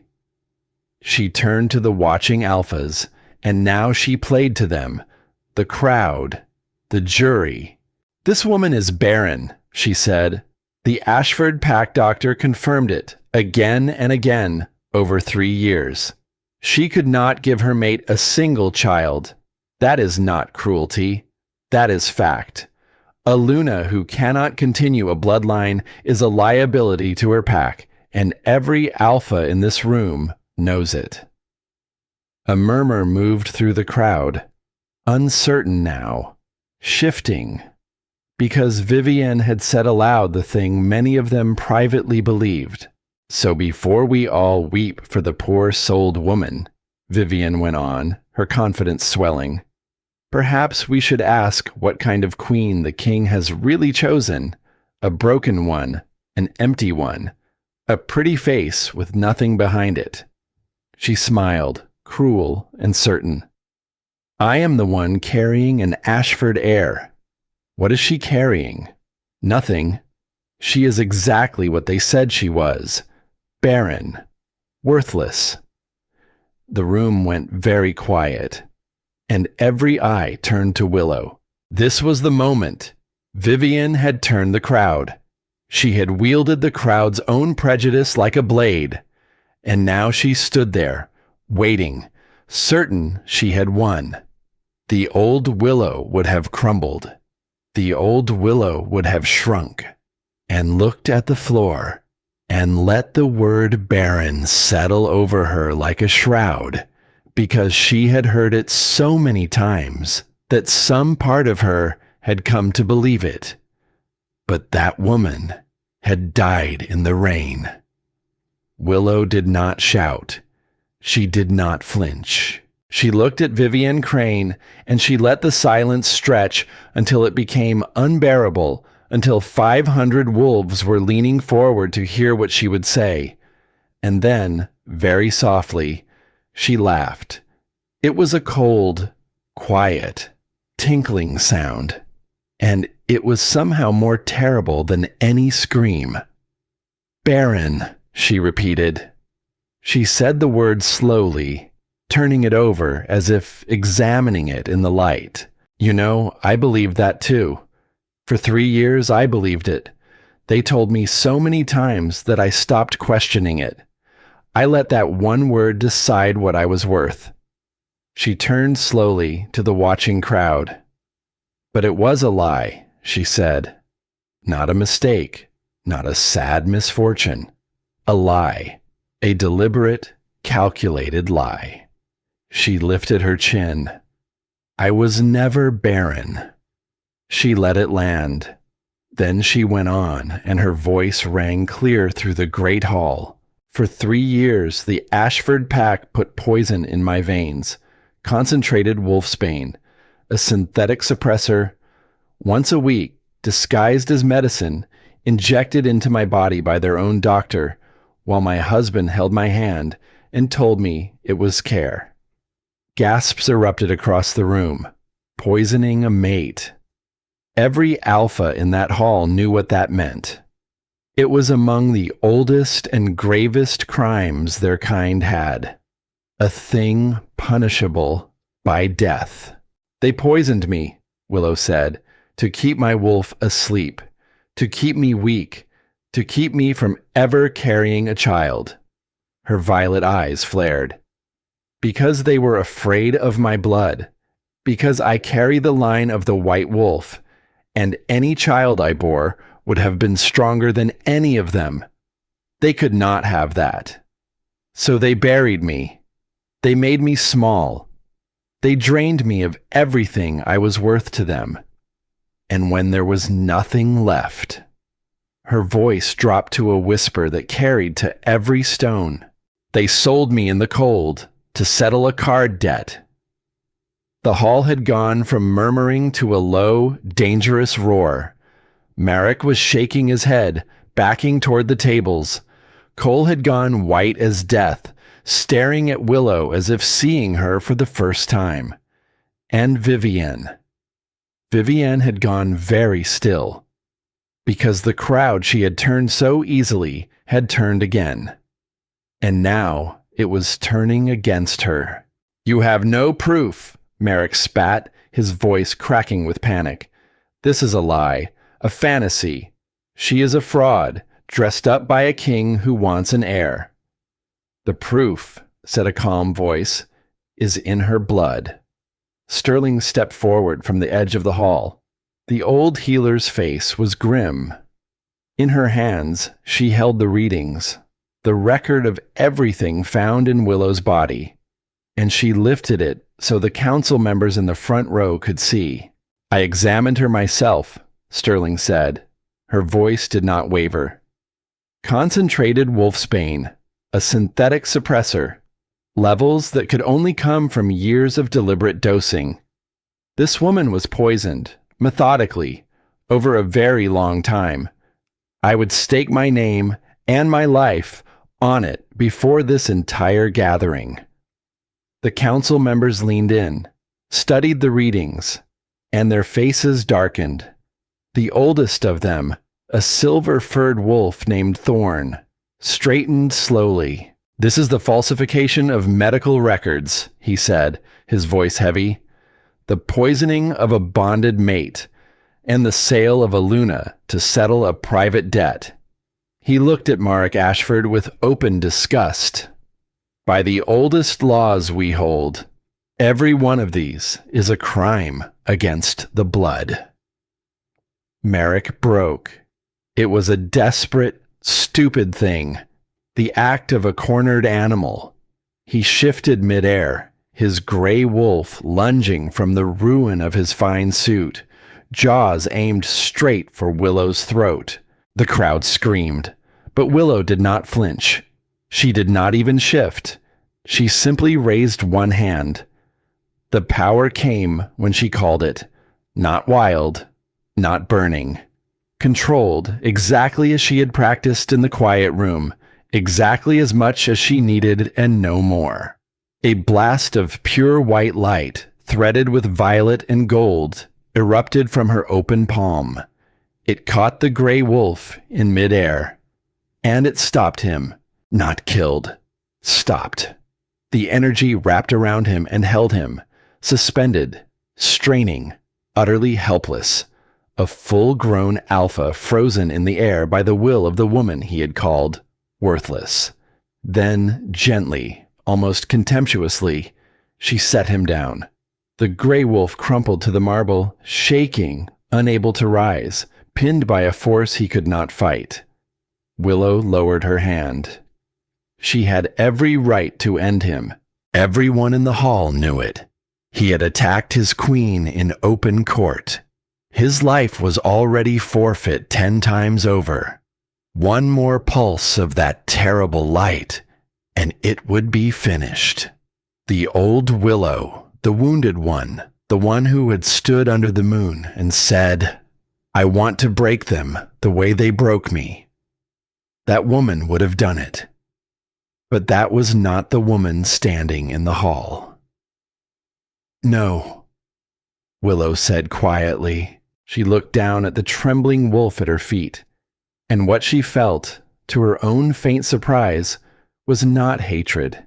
It was something colder and far steadier. "I am not going to kill you," she said. She lifted her eyes to the council. "Death is quick," she said. "Death lets them stop feeling. And I did not survive 3 years of their cruelty to become cruel myself.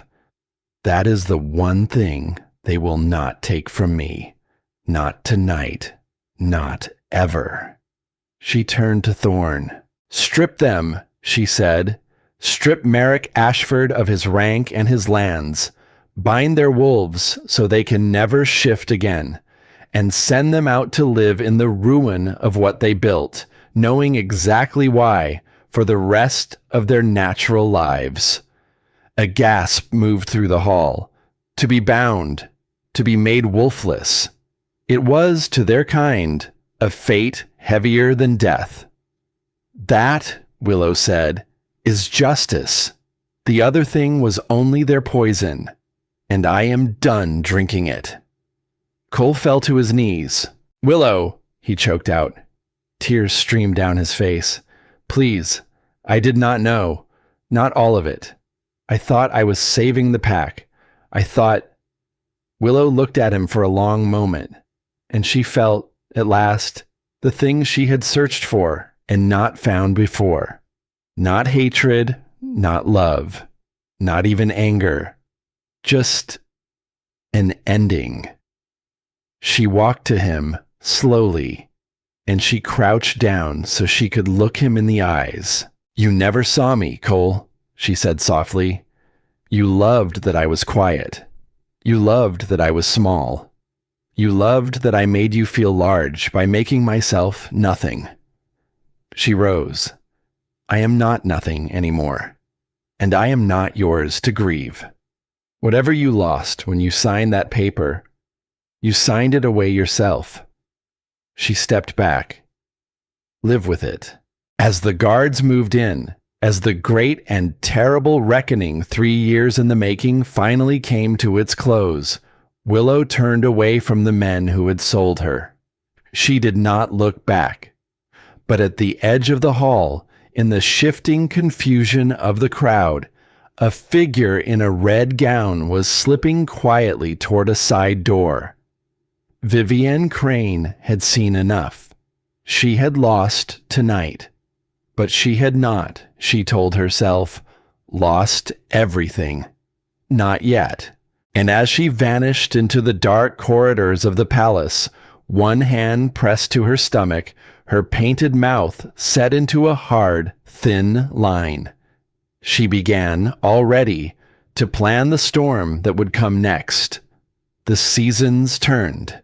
The snow melted from the mountain and ran down into the valley in bright, cold streams.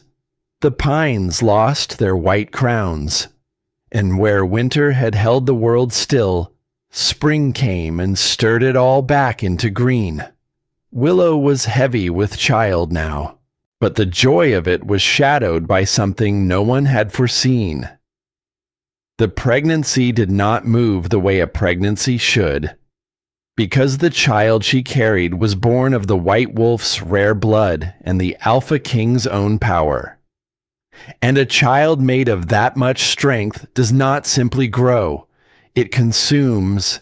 It reaches into the mother's own core and draws on her, day after day, taking what it needs to become what it was meant to be. And it was taking a great deal. In the master suite, high in the fortress, Willow lay propped against a mountain of pillows. Her face had grown thin.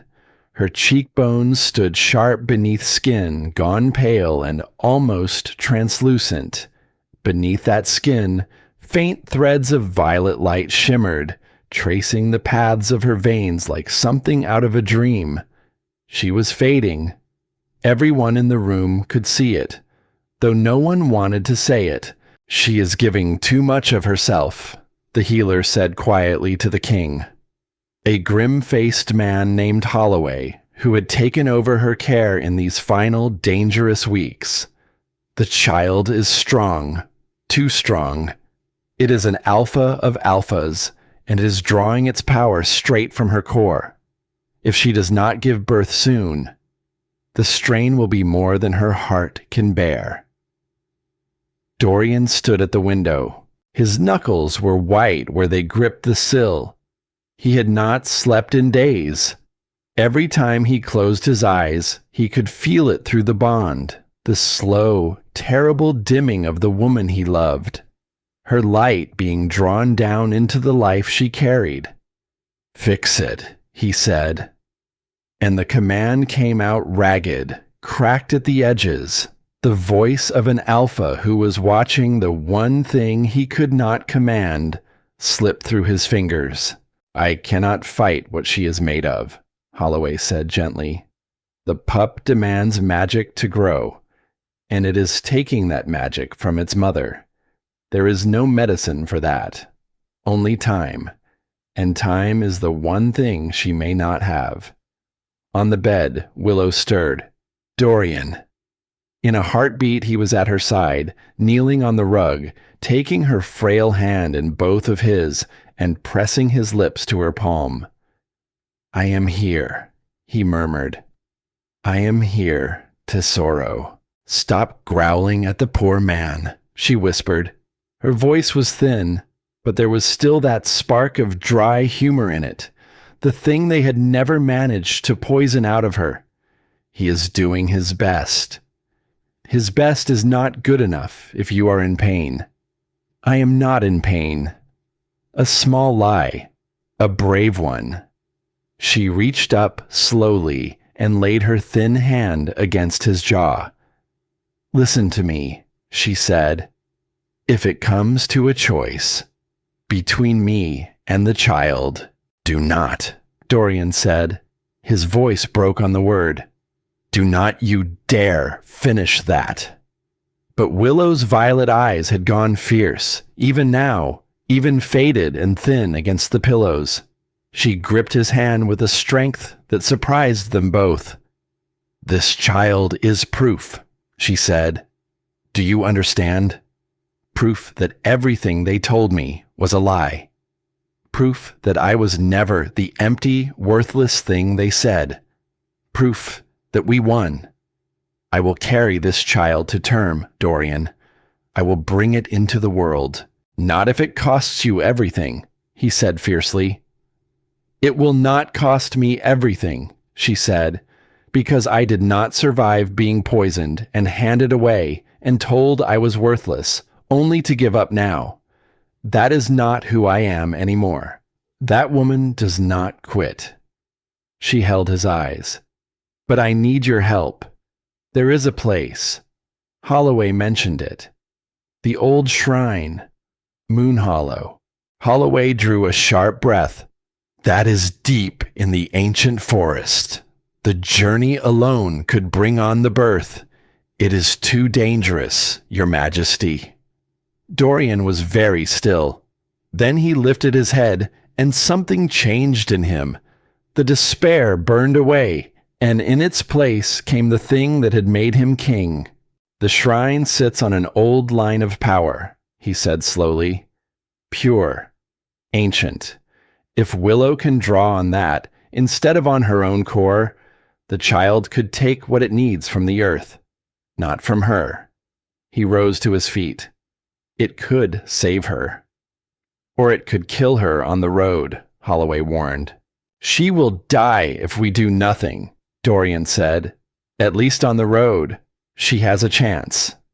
He turned to the door, and his voice rang out, hard and certain. "Ready the convoy. Full guard.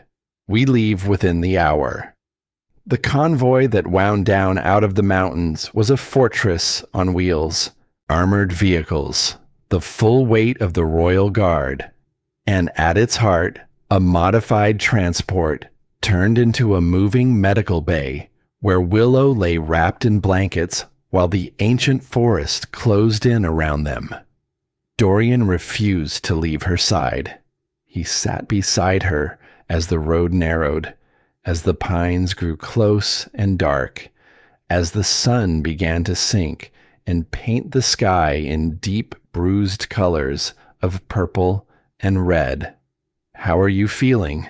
he asked, smoothing the damp hair from her forehead. "Better," she lied. The truth was, she felt as though she were being torn apart from the inside. The child was restless, kicking against her ribs with a strength that stole her breath. "Dorian," she said quietly as the light failed outside, "I have a bad feeling." He tensed. "What kind of feeling?" "My wolf is pacing," she said. She pressed a thin hand to the swell of her belly. "She smells a threat. Somewhere out there, coming closer." Dorian's eyes narrowed. He touched the small communication piece at his ear. "Captain, perimeter status." "All clear, Your Majesty," came the reply. "We are 5 miles from the shrine. The road ahead is—" The word never came.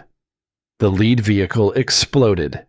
The blast tore through the dusk, a wall of fire and sound, and the shock wave of it slammed into their transport and sent it skidding sideways across the road. Dorian threw his body over Willow, bracing them both against the walls as the vehicle rocked up onto 2 wheels, hung there for one sickening moment, and then crashed back down. "Ambush!" the captain screamed through the comms. "Hostiles in the tree line. They have heavy weapons." Dorian's eyes had already gone gold. The beast was at the surface, straining to be free. "Stay here," he told Willow, and his voice was not quite human anymore. He turned to the 2 elite guards inside the transport with them. "Guard her with your lives. If anything reaches her, you have already failed me." He kicked the rear doors open and leapt out into the burning night. The road had become a war zone. Fire lit the trees from below. Figures in dark tactical gear poured out of the woods, and they did not move like random mercenaries. They moved with the terrible coordination of a pack. And there, standing on the hood of a vehicle that blocked the road, was a woman in a ruined red gown. Her hair was matted. Her face was gaunt and wild. Whatever polish she had once worn had burned away in the months since the gathering. leaving only the raw, hungry thing underneath. The air she had once flaunted to a silent ballroom had been a lie too, a bluff played for a crowd that no longer believed her. There had never been a child. There had only ever been the plan, and the plan was ash now. She had lost the alliance, the name, the future she had spent her whole life building toward. And somewhere in the ruin of all of it, she had made a decision. If she could not have any of it, then neither could the woman who had taken it from her. Vivienne Crane. She held a weapon in shaking hands, and her voice cut across the chaos, cracked and shrill. "Did you miss me, Your Majesty?" Behind her, from the shadows, came the wolves, ragged, starving. The last remnants of the Silver Creek pack, the ones who had refused to scatter, held together now by nothing but hatred and hunger, and this mad woman's promises. "You took everything from me," Vivienne shrieked. "My alliance, my future, my name. So I am going to take something from you." "You made a grave mistake," Dorian growled, "coming here tonight." And he shifted. The great black wolf exploded from him, vast and terrible, and he tore into the first line of attackers like they were made of paper. But inside the transport, another battle had begun. The crash, the stress, the terror flooding the air. It had done exactly what Holloway had feared. Willow's water broke. "The child is coming," she gasped, gripping the edges of the cot as the vehicle rocked from another impact against its side. "Now. It is coming now." "You have to hold on," one of the guards said, panic in his voice. "The king is—" "The king cannot stop this," Willow said through gritted teeth. "And neither can I.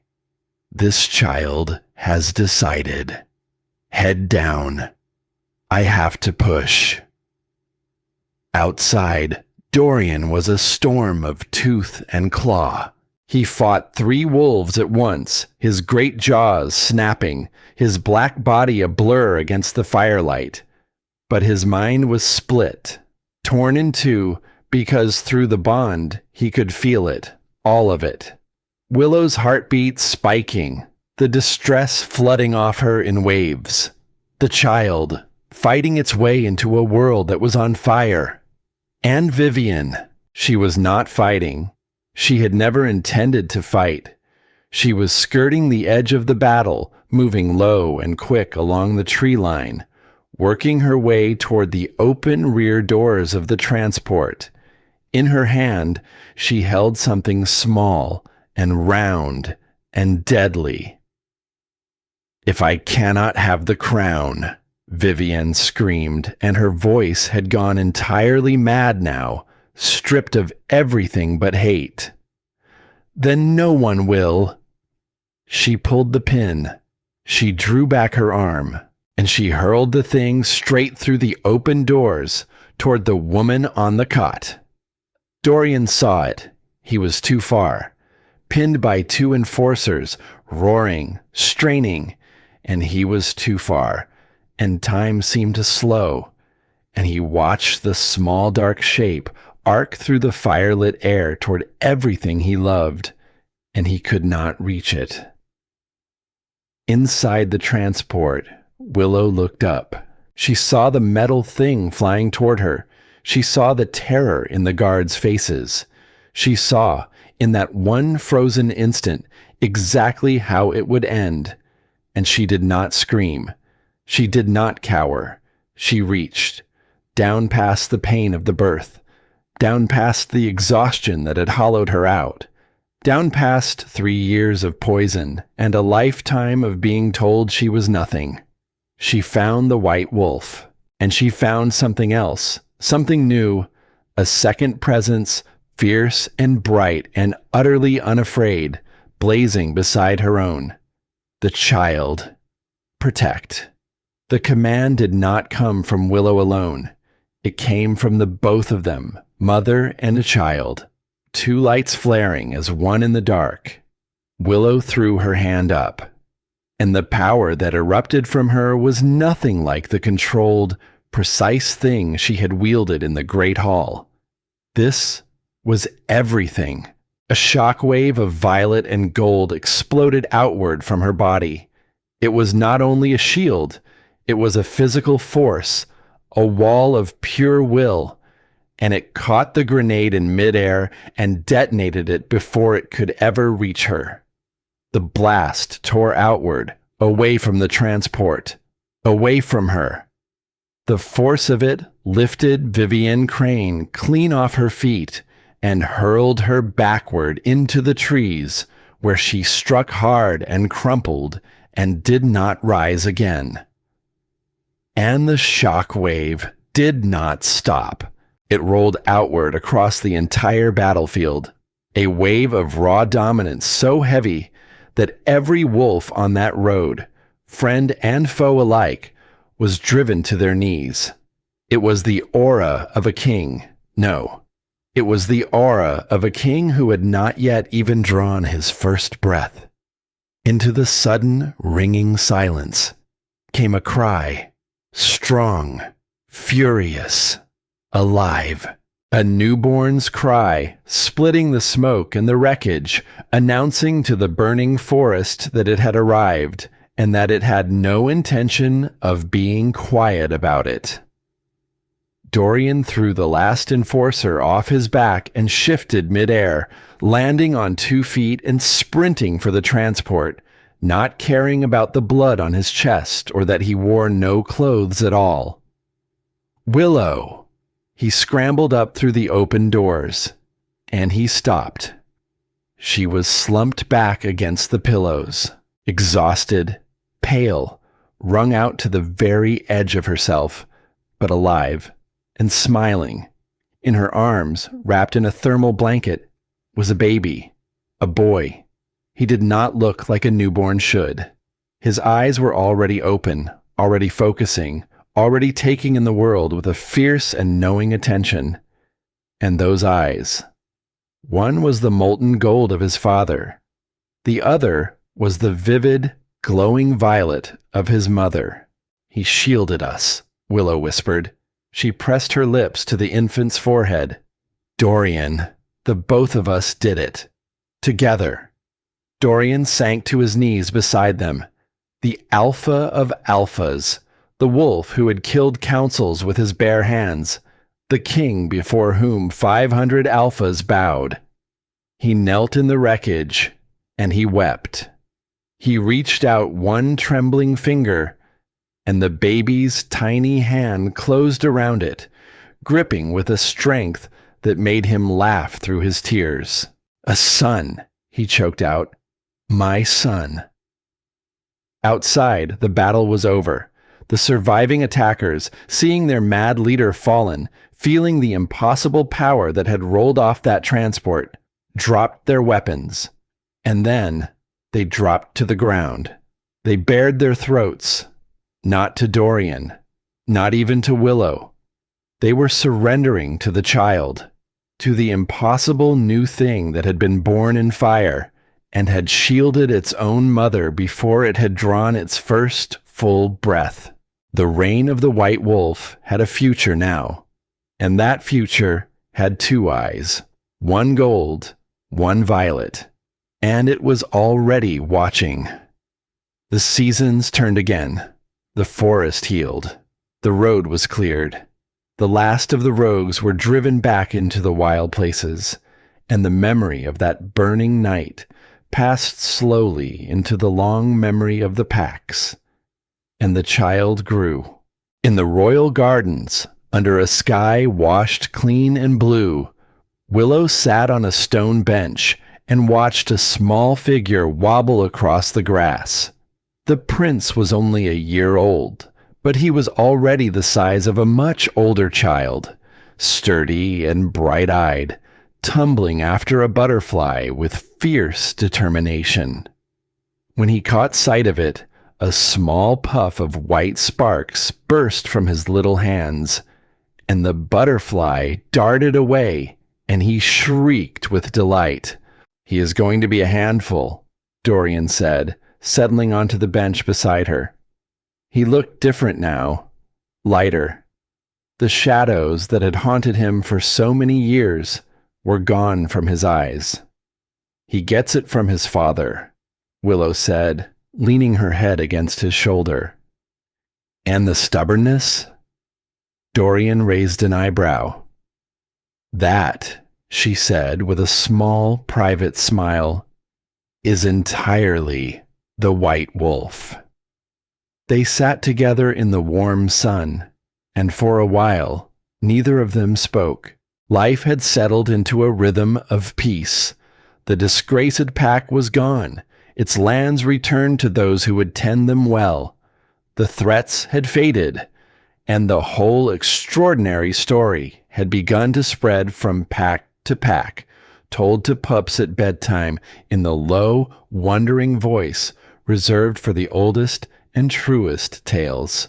The story of the woman they called worthless, the one who was handed away like a debt paid, the one who woke and rose and became the mother of the most powerful king the wolves had ever known. "Do you ever think about it?" Dorian asked quietly. "The past." He was looking at the faint scar on the inside of her wrist, a small pale line, the last mark left by the needles, by the years of quiet poison. "Sometimes," Willow admitted. She turned her wrist over and looked at the scar, and felt no shame in it, only a distant, tender ache for the woman she used to be. "I think about the girl who stood in the rain," she said softly, "the one who let herself be handed away, because she truly believed she was worth so little. I wish I could go back to her, just for a moment." "And tell her what?" Willow was quiet for a moment. "That it was not the end," she said. "That the worst day of her life was not a door closing. It was a door opening. That everything they took from her, she was going to take back and more. And that the fault was never in her. Not once. Not ever." She looked out over the garden at the small violet-eyed prince chasing sunlight through the flowers.